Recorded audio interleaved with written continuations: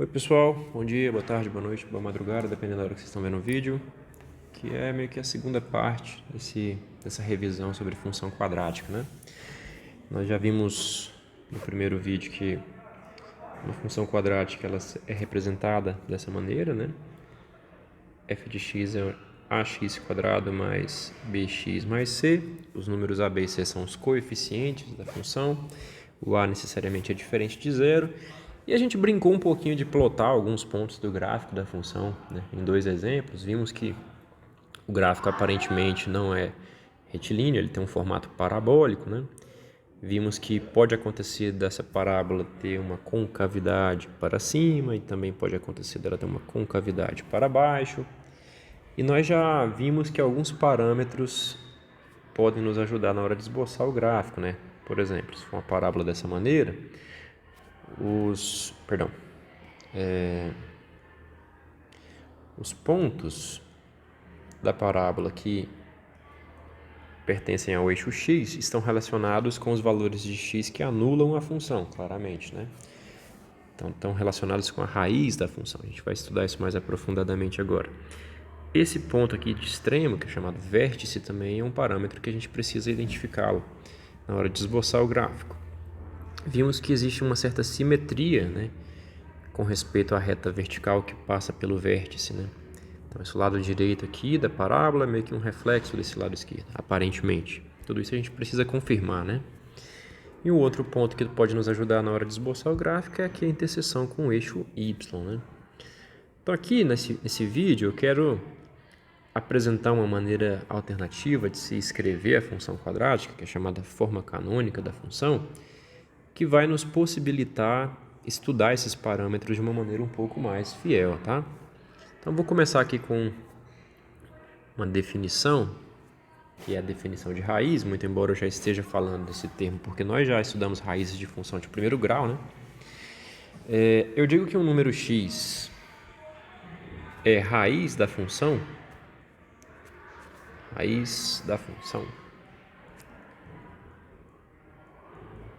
f se e somente se f de x vale zero. Então, buscar as raízes da função quadrática significa resolver essa equação aqui, ó. Mais bx mais c igual a zero. Que vocês aprenderam desde o ensino fundamental a resolver aplicando quem? O famoso Bhaskara, né? Bhaskara. E aplicando o Bhaskara a gente obtinha, né, x como menos b mais ou menos a raiz do discriminante delta sobre 2a, onde esse discriminante era b quadrado menos 4ac. Bem, aqui, como eu tinha comentado com vocês, eu quero apresentar uma maneira de reescrever a função que vai nos possibilitar trabalhar com a questão das raízes, do vértice. E uma das vantagens de se trabalhar com essa maneira alternativa de se escrever essa função é justamente entender de onde vem aqui a fórmula de Bhaskara, tá? Por que isso aqui me retorna os zeros, as raízes da função? Vamos lá então, tentar apresentar aqui a reescrita da função quadrática na forma canônica. Vamos lá. Vamos começar aqui então, lembrando que a gente exige, na representação aqui de uma função quadrática, que o coeficiente a seja diferente de zero, né? Do contrário, a gente teria uma função linear. Então, nós temos que f de x pode ser reescrito da seguinte maneira. Vou colocar o a em evidência. O a sendo diferente de zero implica que eu posso dividir qualquer número por a, né? Então, ao colocar em evidência, eu posso reescrever como a vezes x quadrado mais b sobre a vezes x mais c sobre a. E essa fração aqui faz sentido, o denominador pode ser a, porque o a é diferente de zero. Tá? Repara que se eu efetuar a distributividade aqui, fica ax quadrado, nessa expressão. Na segunda parcela, o a corta com esse a e fica só bx, essa expressão. Na terceira parcela, o a corta com a e fica só o c, essa expressão. Então, não tem nada de diferente aí. simplesmente colocamos o A em evidência. Agora, eu vou olhar para essa parcela aqui, né, x² mais b sobre ax, e lembrar que quando eu tenho algo desse tipo aqui, x mais uma parcela b fixa ao quadrado, isso é x mais b vezes x mais b, e aplicando a distributividade, isso se reescreve como x² mais 2 vezes bx mais b². Quadrado do primeiro mais 2 vezes o primeiro vezes o segundo, mais o quadrado do segundo, né? De modo que, repara que isso aqui está meio que parecido com isso aqui, né? x² mais um número vezes x, um número vezes x, x². Será que eu consigo acrescentar algum número aqui, de modo que eu possa visualizar essa parcela somada com esse número que eu vou acrescentar na forma x mais algum número ao quadrado? A resposta é sim, e o número que eu tenho que acrescentar é o seguinte: a gente vai completar quadrado aqui, né? Algo que nós já fizemos, por exemplo, quando nós estudamos a equação da circunferência. Vocês devem se lembrar disso. Então, eu vou completar quadrado da seguinte maneira. Vou reescrever o que está aqui como a que multiplica x² mais b sobre a vezes x mais b sobre 2a ao quadrado. Como eu acrescentei essa parcela, vou subtraí-la também, para não mudar nada, né? Se eu somar e subtrair a mesma parcela, eu estou somando zero. Então, nada mudou. O que está aqui embaixo é o que estava aqui em cima. Isso menos isso dá zero, né? Só que agora eu posso olhar para isso aqui como x mais b sobre 2a ao quadrado. Quadrado do primeiro está aqui. 2 vezes o primeiro vezes o segundo está aqui. Quadrado do segundo está aqui. Tá? Então, reescrevi dessa maneira conveniente aí. Ok? Então, vamos continuar. Então, essa parcela aqui fica reescrita dessa maneira e sobra aqui menos b² sobre 4a², que é o que está aqui, tá? Só elevei ao quadrado. Mais c sobre a. Continuando, nós temos então a que multiplica x mais b sobre 2a ao quadrado. Para efetuar essa soma aqui, eu vou multiplicar o numerador e o denominador por 4a. Porque aí, tanto aqui como aqui, o denominador vai ficar sendo 4a ao quadrado, e aí fica mais fácil de somar a fração, né? Então, vou reescrever como menos b² sobre 4a ao quadrado mais 4ac sobre 4a ao quadrado. Então, posso reescrever como a que multiplica x mais b sobre 2a ao quadrado menos, vou colocar aqui, b² menos 4ac sobre 4a ao quadrado. Ah, mas não era mais aqui? Como que ficou menos aqui? Coloquei o menos 1 em evidência, né? Repara aqui, menos b², menos com menos mais, e fica a igualdade. Beleza? Agora, quem que é isso aqui, hein? b² menos 4ac. Não é precisamente o que a gente sempre chamou de delta, discriminante? Então, eu tenho aqui a que multiplica x mais b sobre 2a ao quadrado menos delta sobre 4a ao quadrado. Tá? O que a gente conclui? O que está nós temos aqui essa sequência de igualdades, né? Igual, igual, igual. Então, f de x, que é a nossa função quadrática, pode ser representado dessa maneira aqui, tá? Conclusão, ax ao quadrado mais bx mais c pode ser reescrito como a que multiplica x mais b sobre 2a ao quadrado menos delta sobre 4a ao quadrado. Eu posso dar um nome especial para isso aí, eu vou dizer que isso aqui é a forma canônica de se representar a função quadrática, tá?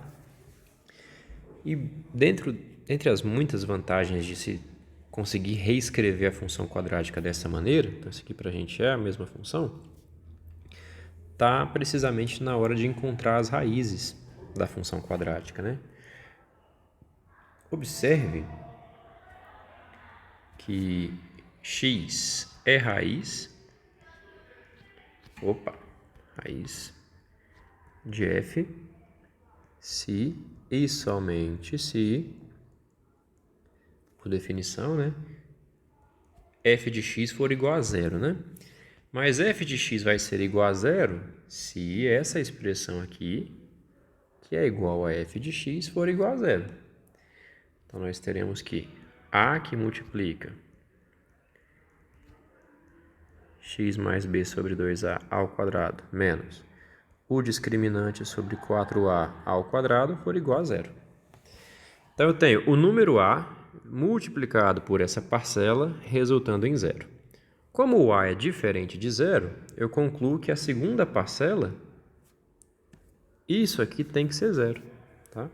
Então, isso é equivalente a x mais b sobre 2a ao quadrado menos o discriminante sobre 4a ao quadrado igual a zero. Soma aos dois lados dessa igualdade o discriminante sobre 4a ao quadrado e a gente conclui que isso aí acontece se e somente se x mais b sobre 2a ao quadrado for igual o discriminante sobre 4a ao quadrado. E aqui a gente avalia duas possibilidades, né? Se o discriminante for menor que zero, nós temos um problema, né? Por quê? Essa parcela aqui seria negativa, mas essa parcela aqui, como é um número ao quadrado, seria maior ou igual a zero. Ou seja, não tem como acontecer essa igualdade, né? Agora, se o discriminante for maior ou igual a zero, a igualdade pode acontecer. Então, se o discriminante for menor que zero, implica não há raiz real. Tá?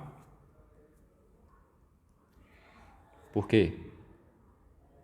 A existência de raiz real implicaria na igualdade entre um número negativo e um número maior ou igual a zero, o que não aconteceria.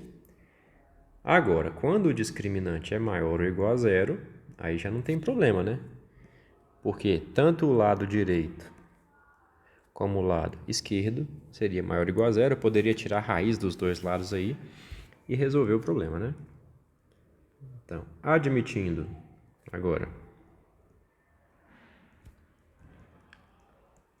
o discriminante maior ou igual a zero, a gente continua.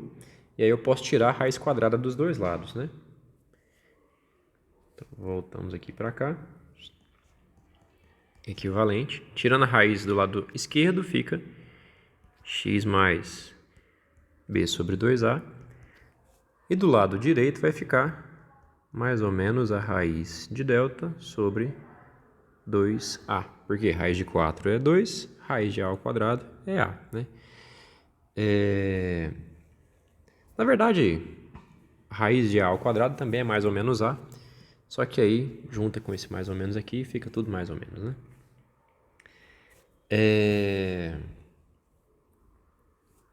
E nós temos, após subtrair essa parcela aos dois lados da igualdade,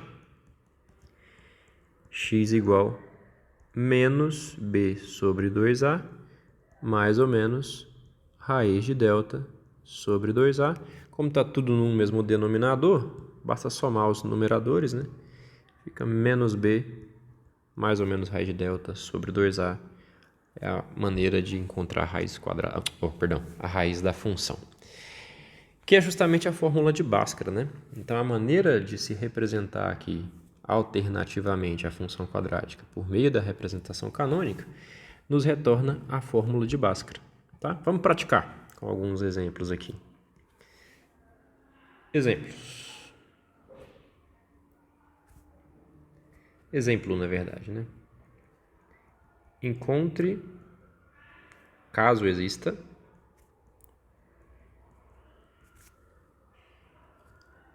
as raízes ou a raiz, né, das funções. Vamos pegar aqui. F de x igual x ao quadrado menos, vamos pegar 7x mais 6. B, f de x igual menos x ao quadrado mais 2x menos 1. E C, f de x igual x ao quadrado mais 1. X ao quadrado mais 1, pode ser. Bem, no item A, nós temos os coeficientes A igual a 1, B igual a menos 7, C igual a 6. E o que a gente tem que avaliar para decidir se tem ou não tem raiz? O discriminante. Se o discriminante for negativo, não tem raiz. Se o discriminante for positivo ou zero, nós teremos raízes, né? O discriminante aqui é b quadrado menos 4ac, que vai ser menos 7 ao quadrado menos 4 vezes 1 vezes c, que é 6. Menos 7 ao quadrado é 49, menos 24, que fica 25, maior que zero. Então, há raízes, né? Duas. E elas são apresentadas por Bhaskara, que é x igual a menos b, mais ou menos raiz do discriminante sobre 2a, que vai ser menos 7, mais ou menos raiz de 25 sobre 2 vezes a, sobre 2. Então, vai dar 7 mais ou menos 5 sobre 2. 7 mais 5, 12, sobre 2, 6. 7 menos 5, 2, sobre 2, 1. Então, as raízes são 6 e 1, significando que se eu trocar x aqui por 6 ou por 1 e calcular a expressão, eu vou obter 0, tá? Vamos para o item B.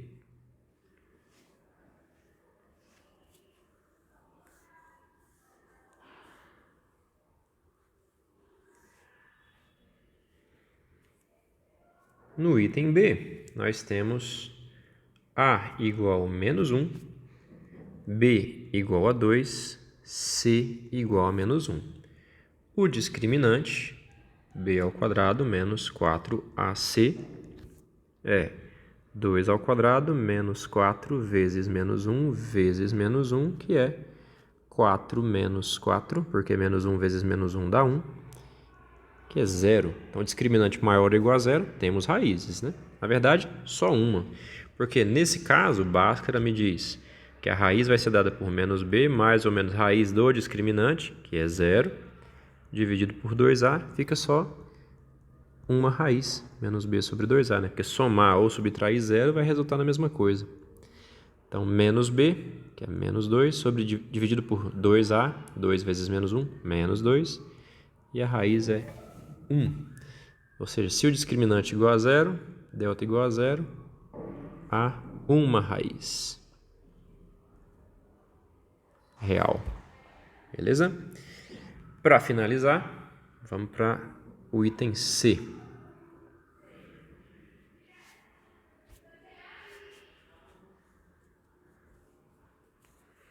No item C, nós temos A igual a 1, B. B é quem está multiplicando x, né? Aqui não aparece x, significando que o B é 0, porque 0 vezes x é 0. E o C é 1. O discriminante vai ser b ao quadrado menos 4ac, que é 0 ao quadrado menos 4 vezes 1 vezes 1, que é menos 4, menor que zero, negativo. Conclusão, não há raízes reais.